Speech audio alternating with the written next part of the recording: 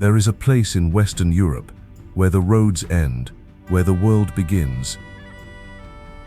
A land of 3-billion-year-old mountains, of glens emptied by history, of single-track roads that climb into clouds and disappear into silence.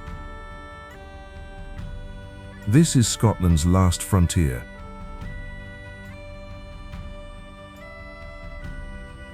Researchers have documented it as one of the last great wildernesses left on the European continent.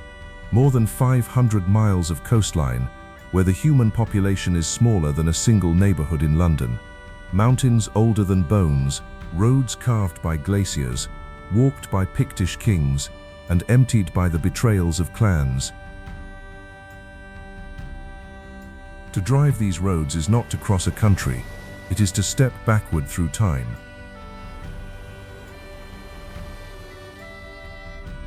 Travelers report that something happens out here, something the cities of modern Europe have nearly forgotten. The scale of the land begins to overwhelm the scale of the self.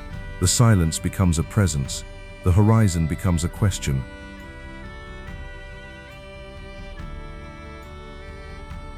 In the chapters ahead, we follow 9 of the most scenic drives ever carved into Scottish stone.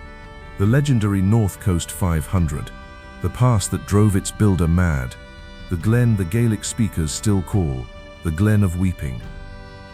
An island where the earth itself is still falling, a coast older than life on land, the highest roads in Britain, the route Bonnie Prince Charlie took to ignite a rebellion. The empty quarter, where the missing villages still echo across the moor. And finally, the other Scotland, a southern coast beneath one of the darkest skies in Europe. This is Scotland, the last frontier, and these are its most scenic drives.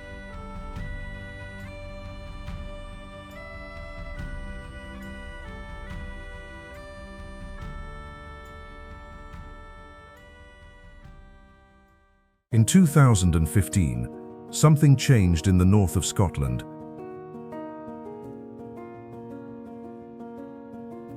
A small tourism board, working out of Inverness, drew a line on a map, 516 miles, a loop beginning and ending at Inverness Castle. They called it the North Coast 500.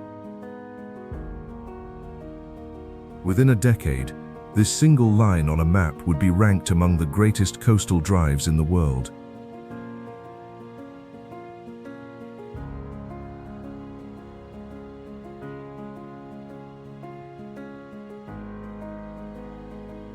The route winds through the traditional counties of the far north: Inverness Shire, Ross and Cromarty, Sutherland, Caithness, names older than the United Kingdom itself.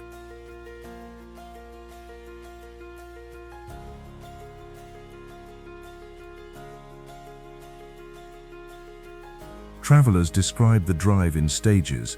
The west coast erupts in mountains and sea locks. The north coast opens onto the Atlantic, where cliffs fall straight into the ocean. The east coast softens into farmland and fishing villages, where Vikings once landed.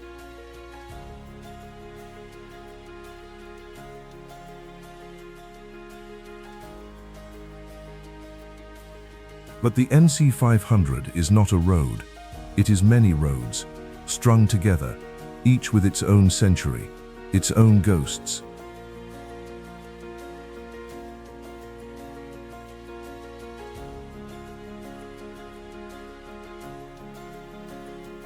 Locals are quick to remind visitors of this. These roads existed long before tourism boards. They were drovers' tracks, military roads, post routes between crofting villages. What changed in 2015 was not the road, it was the world's attention.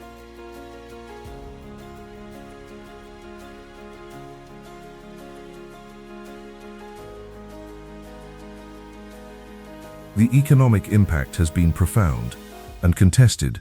Some highland villages now host more visitors in a summer week than they hold residents year-round. Others remain virtually untouched. The route, researchers note, has revealed a paradox at the heart of modern travel. To make the wilderness famous is to risk losing it.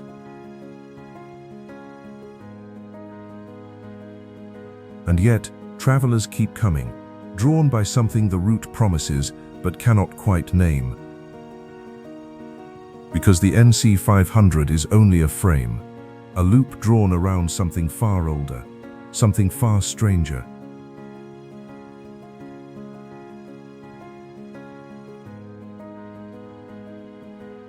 But there is one stretch of this road where the air thins, where the mountains close in, and where the rocks themselves are said to have driven men to madness.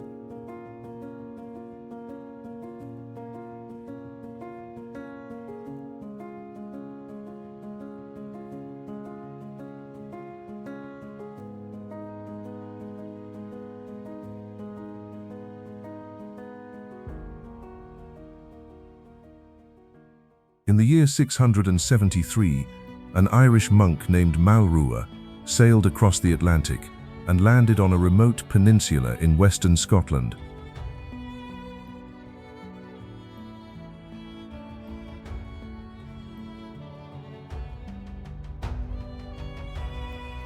He named the place Applecross.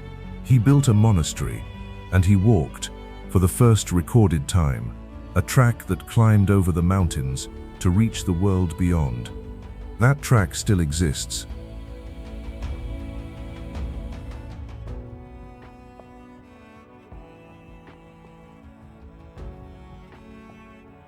Today it carries a name in the old Gaelic tongue, Bealach na Ba, the Pass of the Cattle.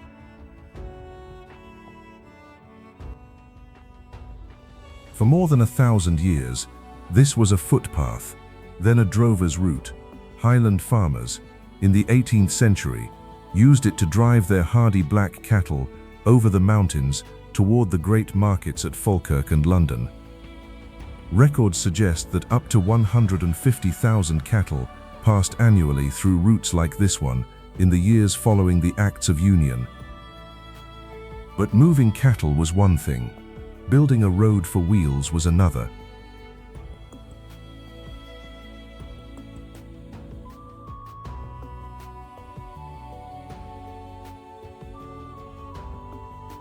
Construction began in May of 1818.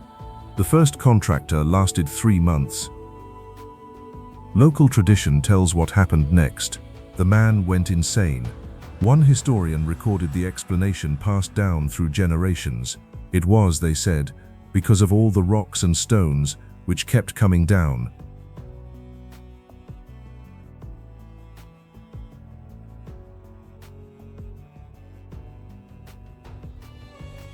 It would take an Edinburgh firm called John Reed and Son another 4 years to finish what the first contractor could not. The road was completed in September of 1822. Workmen earned 1 shilling a day. The total cost was £4,000, roughly £500,000 in today's money. What they built is still considered an engineering marvel.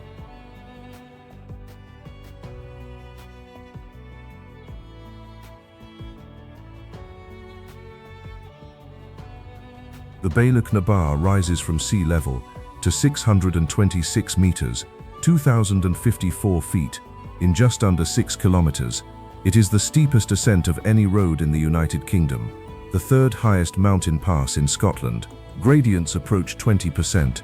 The hairpin bends were modeled on the great alpine passes of Switzerland and Italy.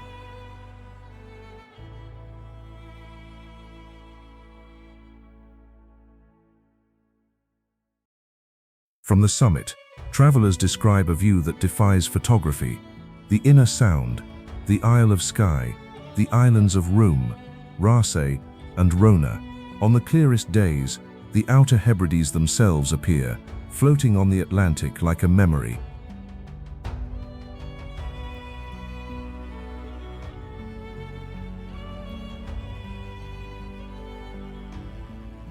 For nearly 150 years, this was the only road into Applecross. When snow closed the pass, which it often did for weeks at a time, the village was cut off from the rest of Scotland.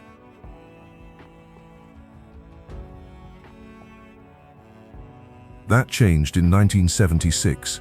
Princess Margaret opened a new coastal road, looping around the north of the peninsula, an easier way in, a safer way out. But the old pass remains.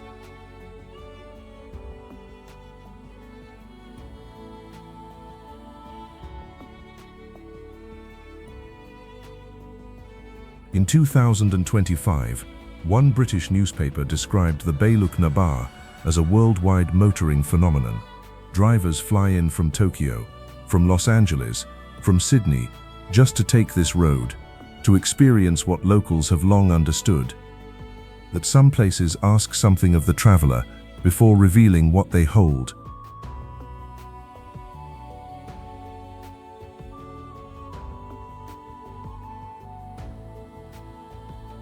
If Bealach guards Scotland's western edge, what waits beyond it has haunted the imagination of travellers for 3 centuries. The next valley is the most photographed in Britain, but beneath the beauty lies a wound that has never quite healed.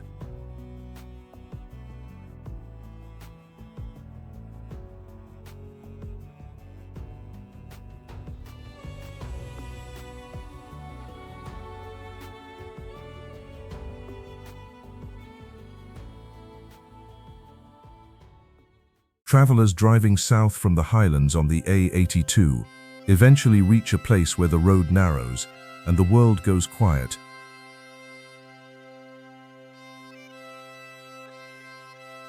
Mountains rise on either side. 3 of them stand together in a formation locals call the Three Sisters.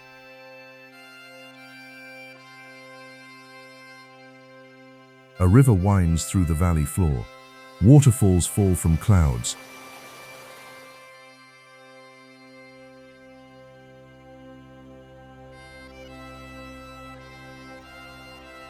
This is Glencoe, often called the most photographed valley in Britain, the most cinematic. Filmmakers have used these slopes as the backdrop for a James Bond film, as the Scottish highlands of Harry Potter, as the lost worlds of countless documentaries.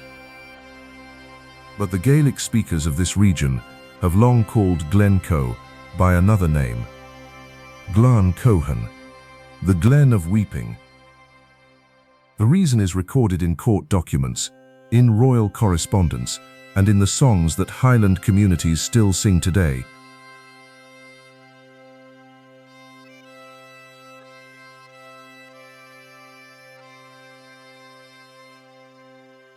In the winter of 1692, 120 soldiers arrived at the homes of the MacDonald clan, who lived in this valley. By the rules of Highland hospitality, the soldiers were given food and shelter and a place at the fire. They lived among the MacDonalds for nearly 2 weeks.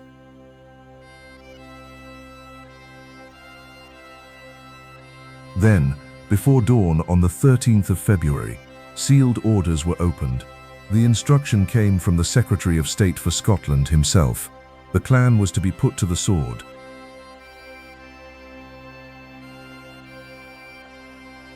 Around 30 people were killed in the massacre that followed, including the elderly clan chief, shot as he tried to rise from his bed. Many more escaped into a winter blizzard. Records suggest that dozens, including the chief's elderly wife, later died of exposure in the snow.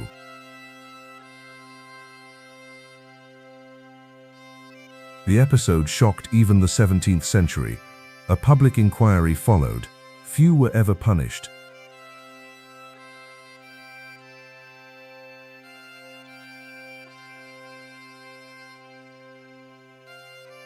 Today, travelers stop at the Glencoe Visitor Centre.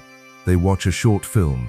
They walk paths that bends toward the ruins of the MacDonald settlements, still being excavated by archaeologists. In 2023, researchers uncovered a hoard of coins hidden in the wall of a house, believed to have been buried by someone who never came back.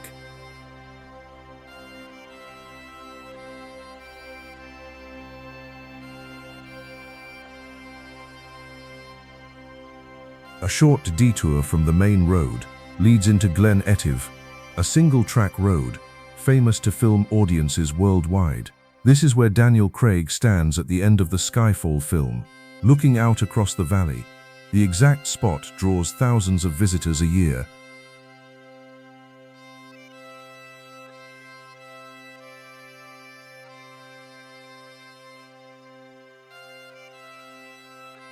Glencoe sits at the southern edge of Rannoch Moor, one of the largest uninhabited wildernesses left in Western Europe. The A82 crosses it, 50 square miles of peat bog, black water, and silence.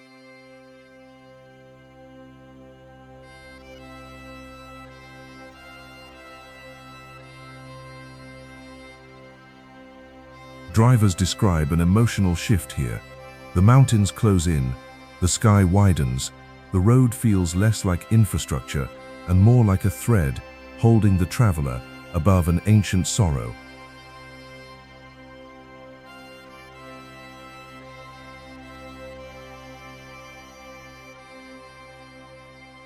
But Glencoe's grief flows from the mainland toward an island where the rocks themselves seem alive. The next stretch of road crosses a bridge into a landscape so strange that filmmakers use it to portray alien worlds.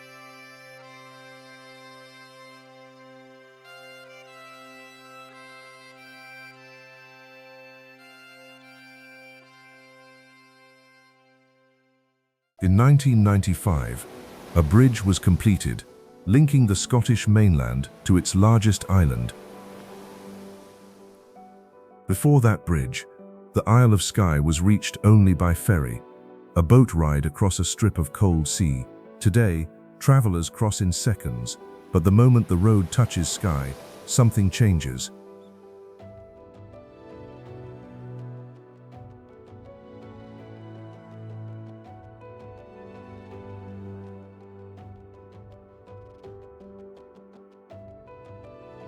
The light is different here.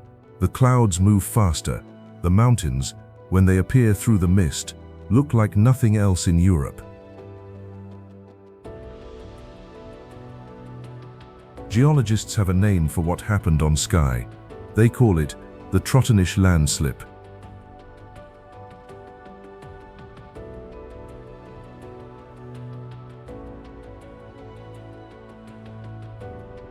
Roughly 55 million years ago, volcanic eruptions covered this part of Skye in dense layers of basalt lava, 24 separate flows, 300 meters thick. Beneath that lava lay something far weaker, Jurassic mudstone, sedimentary rock laid down when dinosaurs walked these shores.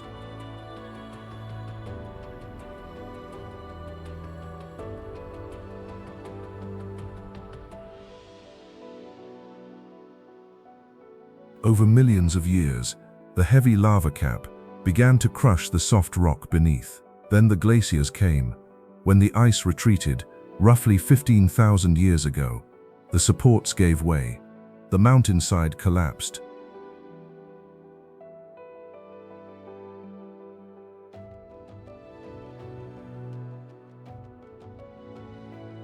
Not all at once. In stages, enormous blocks of lava broke free and slid toward the sea.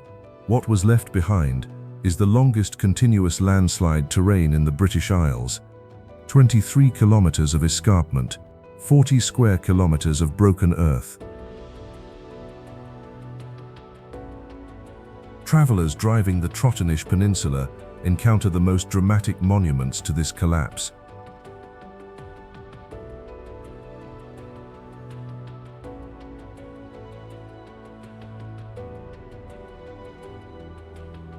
The Old Man of Storr, a solitary basalt pinnacle rising over 50 meters from the slope, all that remains of a far larger formation now scattered across the hillside.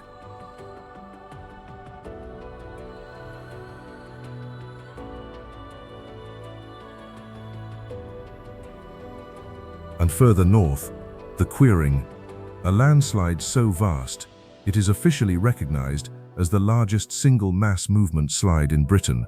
It covers 8.5 square kilometers. In some places, geologists confirm it is still moving. Roads near Floddigary have to be repaired because the ground beneath them shifts.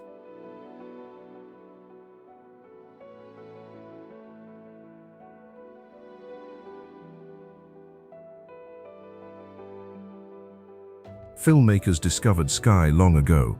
The Old Man of Storr appears in the science fiction film Prometheus. The Quirring has stood in for ancient Britain in Macbeth, for fantasy worlds in Stardust and the BFG, for alien landscapes in Transformers.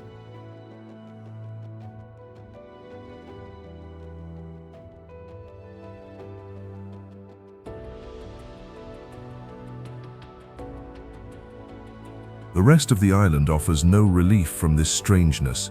In the south, the Cullen Mountains rise as black serrated ridges, considered by climbers to be the most challenging mountains in Britain. On the west coast, the Neast Point Lighthouse stands on a cliff looking toward the Outer Hebrides.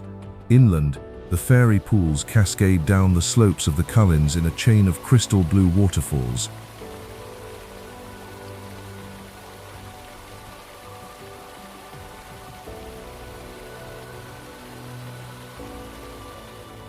Skye, Traveller's Report, is not a destination.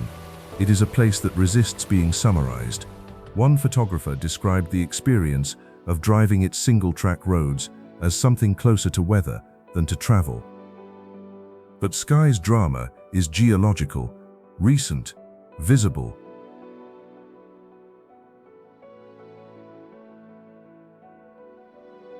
To find Scotland's deepest mystery, the road must turn back to the mainland, north, toward a coast where the rocks themselves are older than life.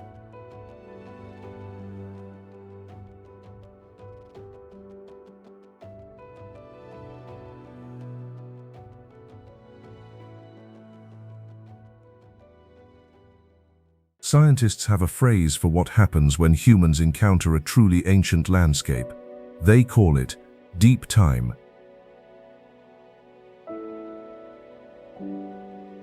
The feeling that comes when the mind tries to imagine a span longer than civilization, longer than humanity, longer, sometimes, than life itself.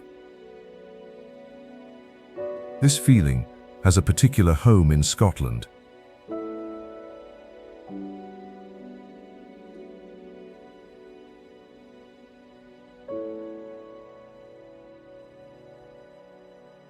Travelers who turn off the main road at Ullapool and follow the smaller routes north enter a region called Assynt, a place geologists describe in odd terms, a place tourism boards rarely mention by its real significance.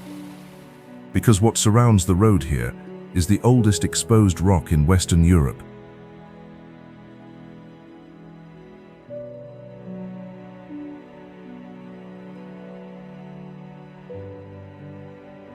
Geologists call it Lewisian gneiss, banded, grey, polished smooth by glaciers, up to 3 billion years old. That is roughly 2/3 the age of the Earth itself. These rocks formed more than 2 billion years before the first complex life appeared in any ocean.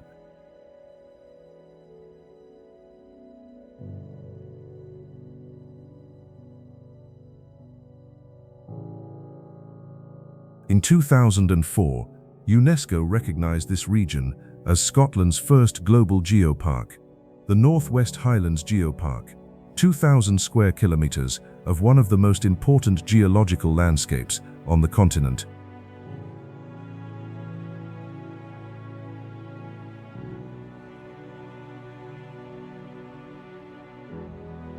The mountains here are unlike anywhere else. Sulvan, Stack Pollif, Quineg. Geologists call them Inselbergs, island mountains, strange isolated peaks of red Torridonian sandstone, rising from a wide eroded plain of gneiss, as if the world around them had been swept away and only they remained. In a sense, that is exactly what happened.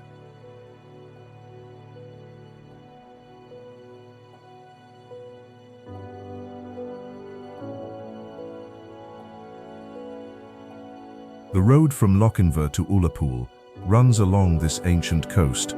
A short detour onto the B869 takes travelers through what local communities call the Drumbeg Loop, a single-track road that twists past white sand beaches, hidden bays, and views toward the Summer Isles.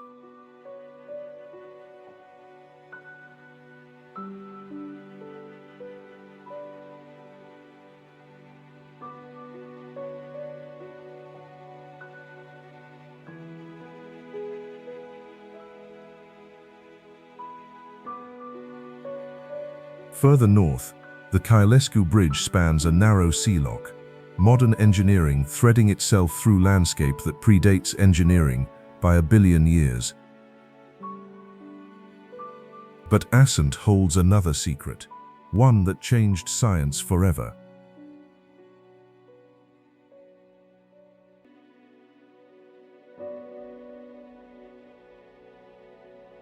At a place called Knocken Crag, in the late 1800s, geologists discovered something that broke their understanding of how mountains form. Older rocks lying on top of younger ones. An impossibility, a puzzle.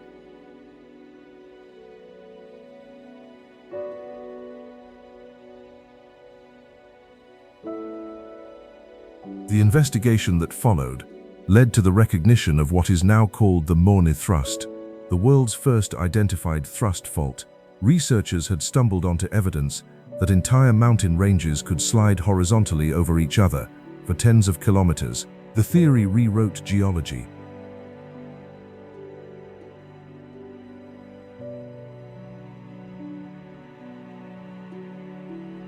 Today, travelers stop at Knocken Crag. They read the interpretive panels. They walk the short trail. Most have no idea they are standing at the birthplace of modern earth science.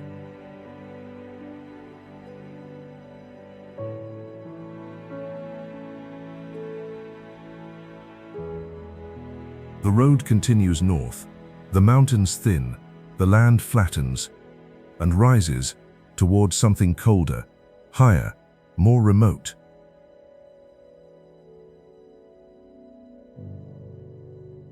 Where the next road climbs is the highest a public road reaches in Britain, and the first to vanish beneath the snow.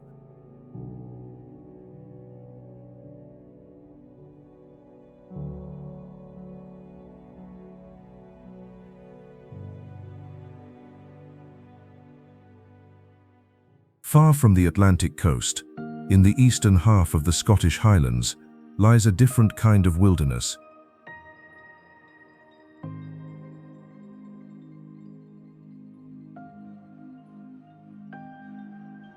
The Cairngorms, Britain's largest national park, an ancient mountain plateau formed from granite that cooled deep underground more than 400 million years ago.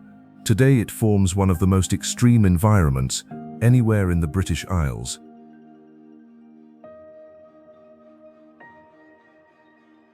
Through this landscape runs a road that earned its name from one specific characteristic. It is often the first public road in Britain to disappear beneath the snow.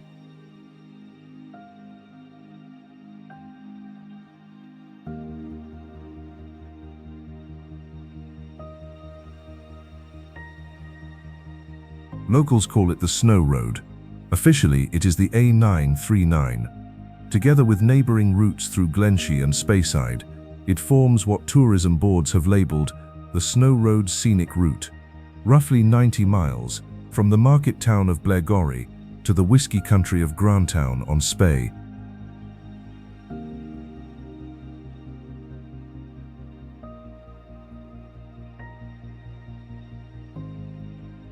The road climbs to 646 meters at the Lecht Pass, more than 2,000 feet, among the highest public roads anywhere in Britain. But the road's real story begins not with snow, but with rebellion.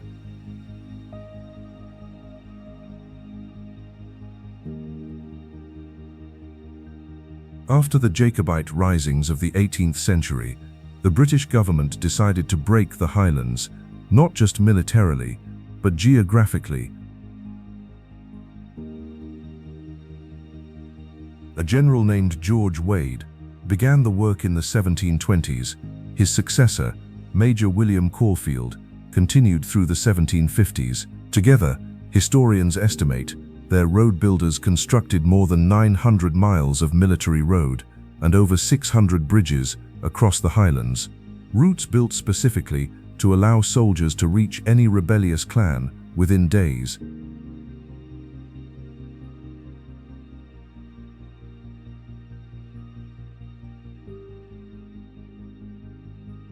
The A939 follows the line of one of these old military roads, built by Caulfield's men across the Lecht Pass in the wake of the final Jacobite defeat at Culloden. What was built to subdue the Highlands is now the route travelers take to discover them.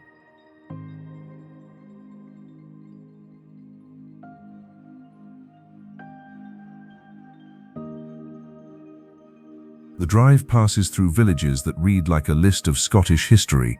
Braemar, home to the Royal Highland Games attended each September by members of the British royal family. Bealach, the Victorian village whose old railway station once welcomed Queen Victoria herself. Corgarth Castle, with its strange star-shaped fortifications designed to resist 18th century artillery.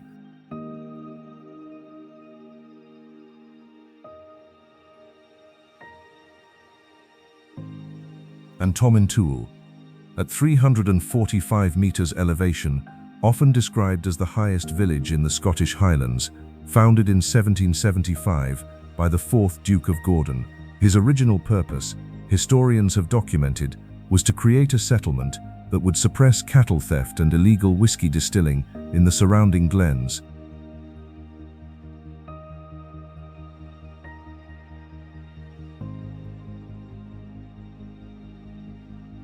It did not entirely work. By the early 1800s, records indicate that 14,000 illegal stills were being confiscated annually in the surrounding region. The whiskey those stills produced eventually became something else. Speyside, now the most famous whiskey-producing region on Earth.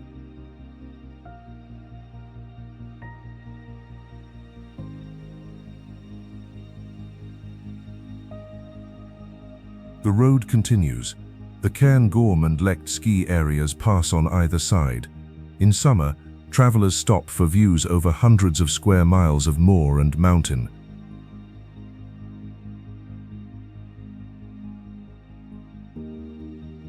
But not all of Scotland's great roads climb. Some sweep the western seaboard, where the Atlantic carved the country's hidden artery. And one of those roads leads to a place where a young prince once raised a flag and changed history forever.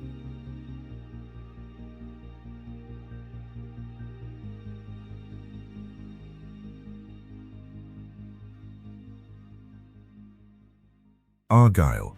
In the Old Gaelic, the name means coast of the Gaels.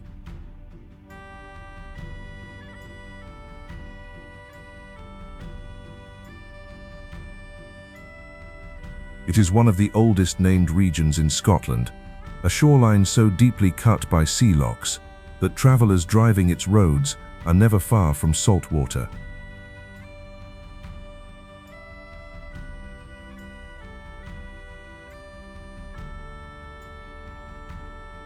The Argyll coastal route begins on the western shore of Loch Lomond, Britain's largest inland body of water by surface area. Around it rise the southernmost of the great Highland mountains, including the Argyll Alps.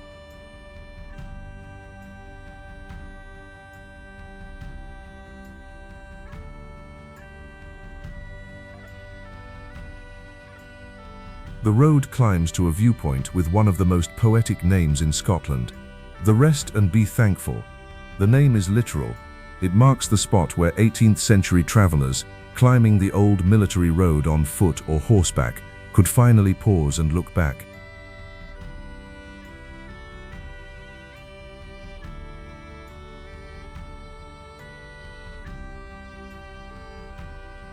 The road continues toward Inverary, a planned town built in the 1700s beside the seat of Clan Campbell. Its castle, all blue-grey turrets and Gothic windows, was designed to look like something from a fairy tale.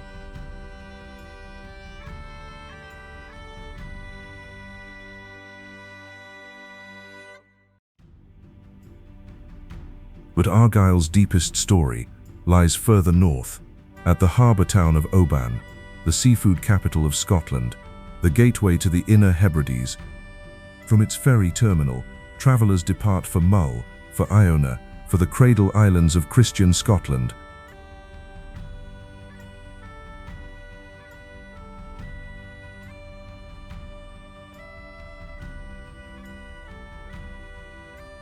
Beyond Oban, the road narrows, the lochs grow longer, the mountains close in.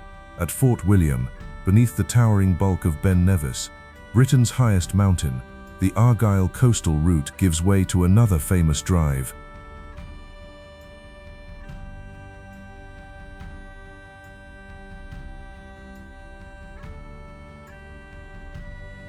The 830, the road to the Isles. This 46-mile route runs from Fort William to the fishing harbour of Bealach, where ferries depart for Skye and the small isles. But the road to the Isles is not just a road, it is a memorial.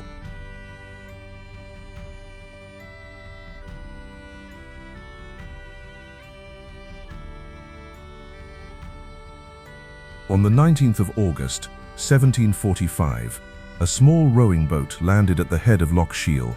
On board was a 24-year-old prince named Charles Edward Stuart. History remembers him by another name, Bonnie Prince Charlie. He had come to reclaim the British throne for his exiled father. He waited at Glenfinnan, increasingly anxious for the Highland clans he had summoned. By early afternoon, only 200 men had appeared. Then, historians record, the sound of bagpipes drifted over the hill. The Camerons of Lochiel arrived first, around 1,000 men, then the MacDonalds of Keppoch, then more. By the end of the day, roughly 1,200 clansmen had gathered. A red and white silk standard, sewn by the women of a nearby village, was raised on the rocky knoll. The final Jacobite rising had begun. Less than 8 months later, it would end in catastrophe at Culloden Moor. The Highland way of life would be dismantled in the brutal aftermath.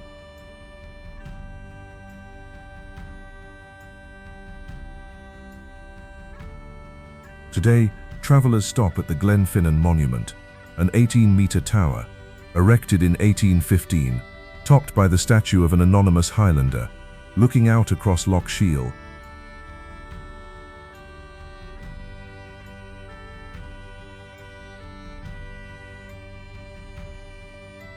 Above the monument, another structure draws crowds, the Glenfinnan Viaduct, 21 arches of concrete curving across the valley floor, built in 1898, now globally famous as the railway bridge crossed by the Hogwarts Express in the Harry Potter films.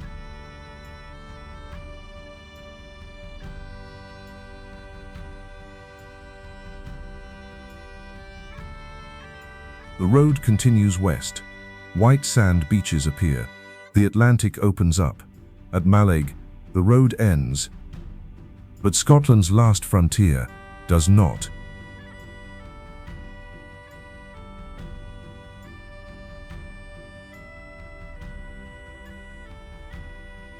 Far to the north, across moorlands emptier than almost anywhere in Europe, the road crosses into a region shaped by what is missing, the empty quarter, where the silence of the glens still tells the story of the people who used to live there.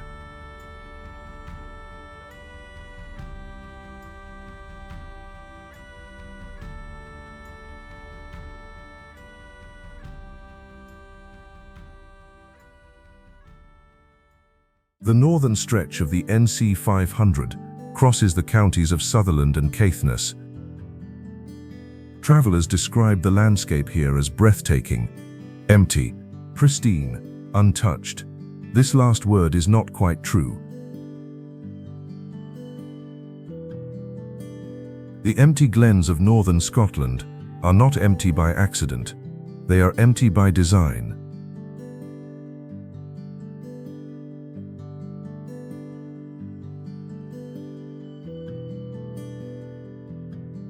In the late 18th century, Highland landowners discovered something profitable. A new breed of sheep, called the Cheviot, could survive Scottish winters and produce wool worth far more than the rent paid by their tenant farmers.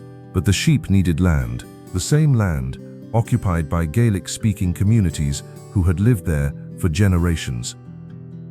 The decision was made to remove them.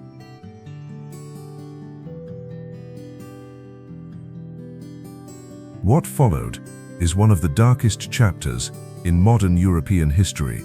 It is known as the Highland clearances.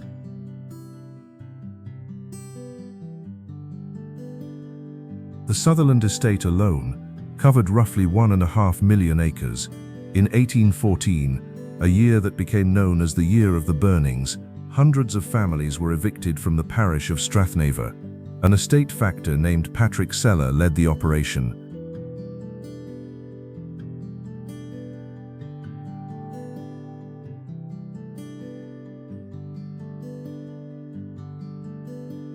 The clearances continued for decades.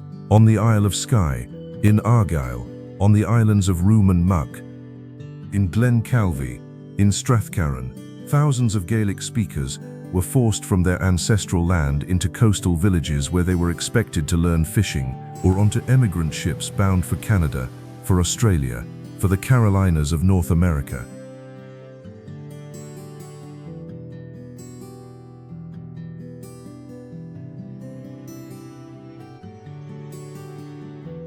Today, travelers driving the empty roads of Sutherland and Caithness pass abandoned crofts, stone outlines, still visible in the heather. At Bad Bay, on a cliff top above the North Sea, the ruins of a clearance village remain. Local accounts say the people who lived there used to tether their children to rocks to keep them from being blown into the sea.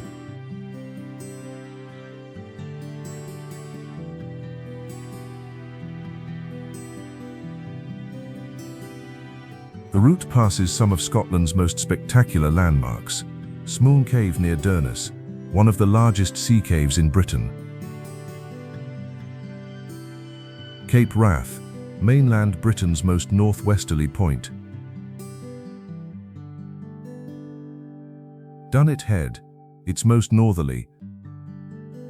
The Duncansby Stacks near John O'Groats, sea pillars of red sandstone rising straight from the Atlantic.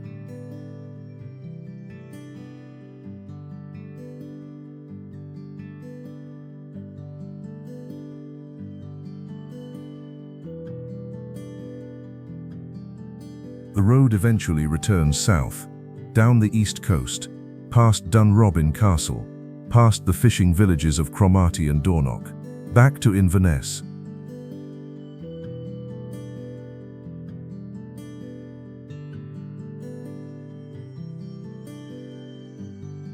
The NC 500 ends where it began, but the traveller who returns is not the traveller who left.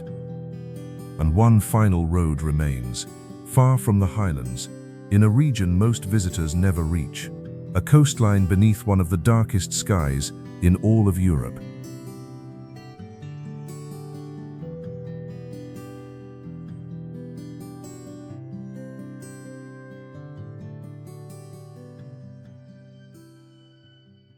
Most travelers who come to Scotland never see this part of the country.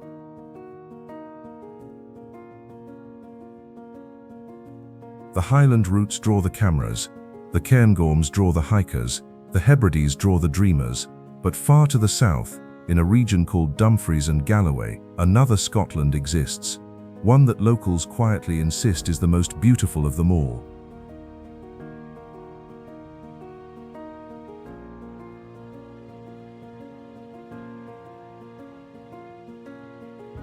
It even has its own scenic route, the Southwest Coastal 300, a 300-mile circular drive launched as the southern counterpart to the famous NC 500.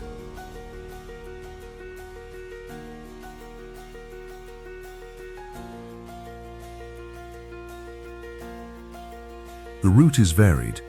Half of it follows the coastline of the Solway Firth, the watery border between Scotland and England. The other half curves inland through the rolling southern uplands, sandy beaches, cliff-top castles, quiet country roads where you can drive for miles without seeing another vehicle. But what makes this region truly extraordinary is what happens after the sun goes down.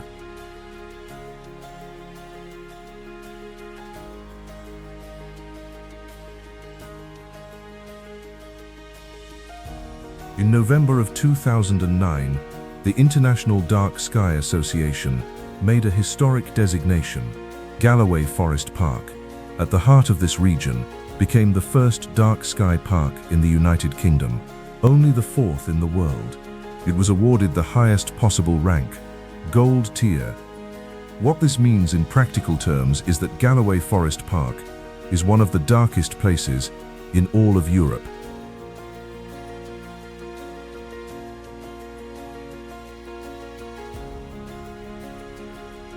Astronomers have documented that on a clear moonless night, more than 7,000 stars are visible to the naked eye. The Milky Way arches overhead like a river of light.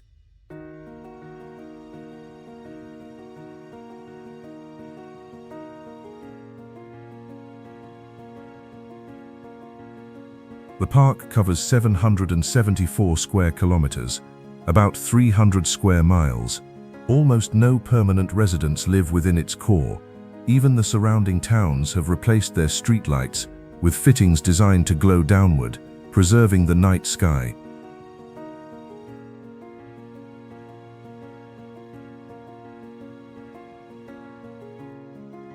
Travelers who visit at the right time of year sometimes report seeing the aurora borealis.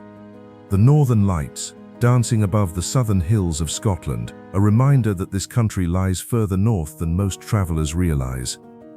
The region has other secrets.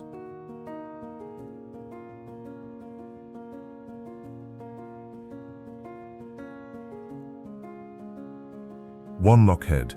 At 466 meters elevation, it is the highest village in all of Scotland, higher even than Tomintoul in the Cairngorms, a former lead mining settlement preserved like a memory.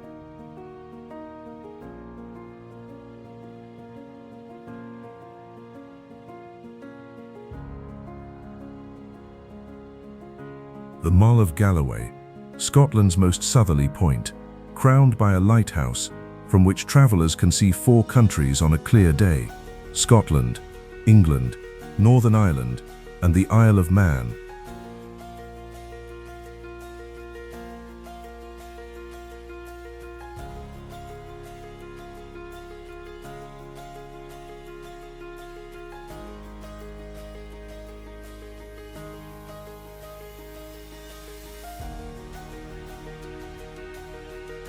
Sweetheart Abbey, a ruined Cistercian monastery, built in 1273 by a grieving widow named Devorgilia of Galloway. When her husband died, she carried his embalmed heart with her in a casket of ivory and silver for the rest of her life.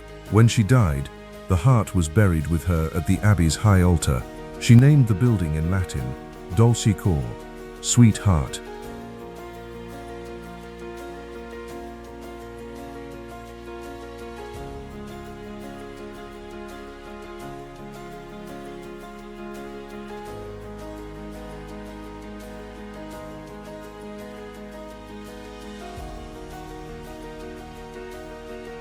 Colcian Castle, a cliff-top fortress on the Assynt coast, now cared for by the National Trust for Scotland, once a private retreat for American President Dwight Eisenhower.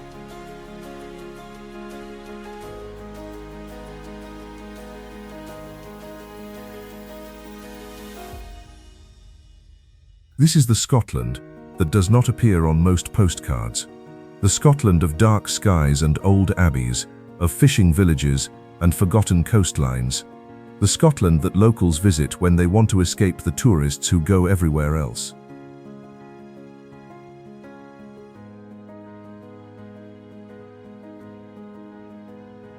And so the journey ends, north to south, coast to coast. 3 billion years of geology, 13 centuries of recorded history, and roads carved by glaciers, by armies, by drovers, by monks.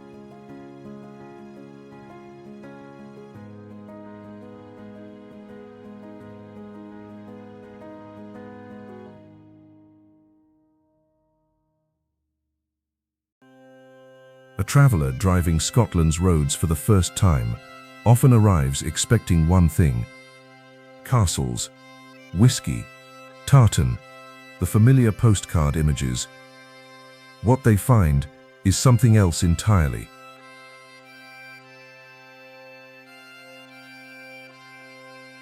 They find a country where the rocks beneath their wheels are older than complex life on Earth, where a single mountain pass holds the memory of an Irish monk who walked it 1300 years ago, where a quiet glen still carries the weight of a winter night in 1692, where empty moorlands are not natural but historical, where the night sky still looks the way it did before electricity.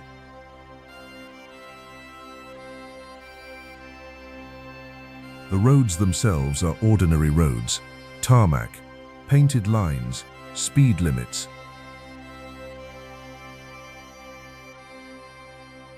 But what they cross is not ordinary at all.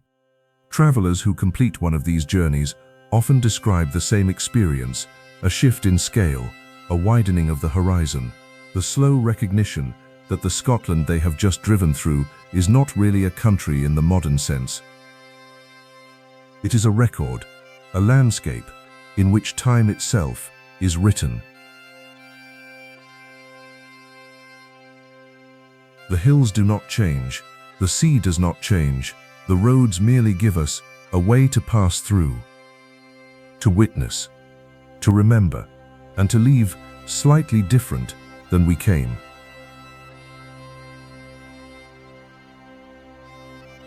This is Scotland, the last frontier of Western Europe, and these are the roads that lead through it, until the next journey.